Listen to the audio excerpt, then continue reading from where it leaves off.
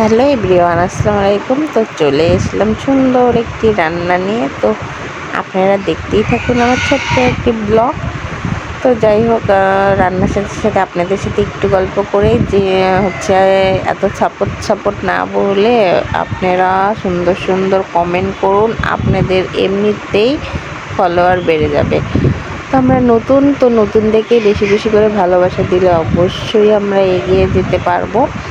আর video কারো কখনো ধাক্কা দিয়ে ফেলে দিবেন না, চেষ্টা করবেন যে তার ভিডিওটা দেখার জন্য আর গঠনমূলক একটা কমেন্ট করার জন্য।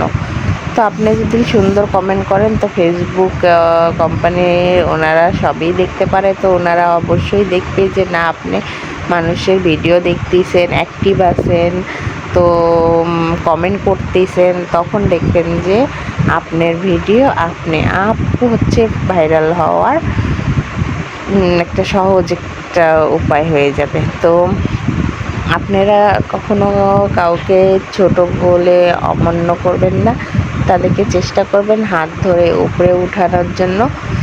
নিজেরা কিন্তু একা একা কখনো এগিয়ে যেতে পারবেন না। তো অবশ্যই কারো না কারো হাত ধরে উপরে উঠতে হয়। তো আত্মীয় স্বজন যারা আছে তারা তো নানান কথা বলতেই থাকবে, তো তাদের কাজ নেই।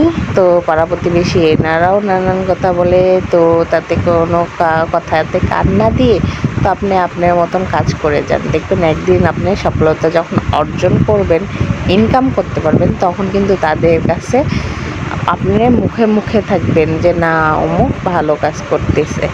তো যাই হোক, হচ্ছে এগুলোই ছিল আপনাদের সাথে বলা। এদিকে আমার রান্নাগুলো হয়ে গেল কমপ্লিট। তো আপনাদেরকে দেখাচ্ছি কী কী রান্না আজকে।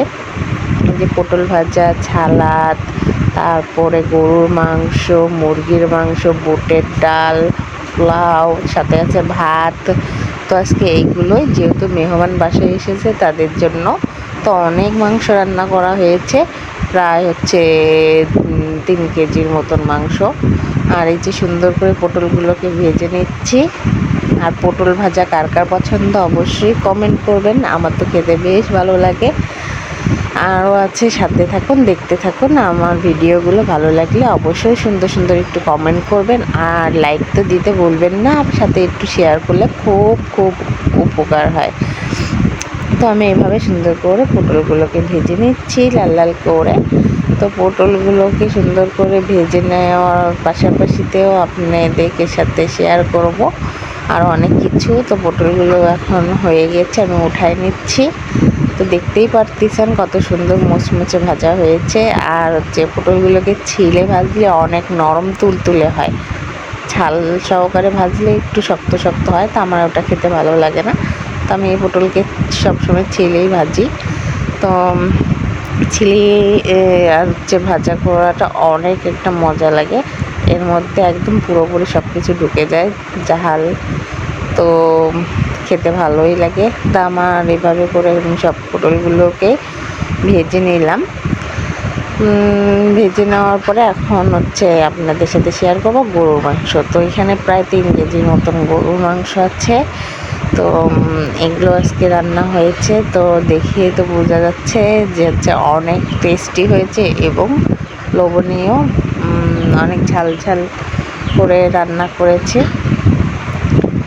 তো গরুর মাংস কার কার পছন্দ একটু বলে যাবেন যে কার কার খুব পছন্দ। তা আমার তো অনেক ফেভারিট। তো গরুর মাংস 2 পিস হইলেই কিন্তু অ্যানাফ। তো মুরগির মাংসের চাইতে গরুর মাংস ভালো লাগে। আর এটা হচ্ছে বাসার একদম দেশি মুরগি। তো মুরগিটা দুষ্টুমি করতো, তো এই জন্য হচ্ছে ওকে জবাই করা হয়েছে। ওর সবসময় বাইরে যেত। তো এই যে মশলা মুরগি রান্না করার জন্য, এই যে পেঁয়াজ কুচি, তো দেখতে থাকুন।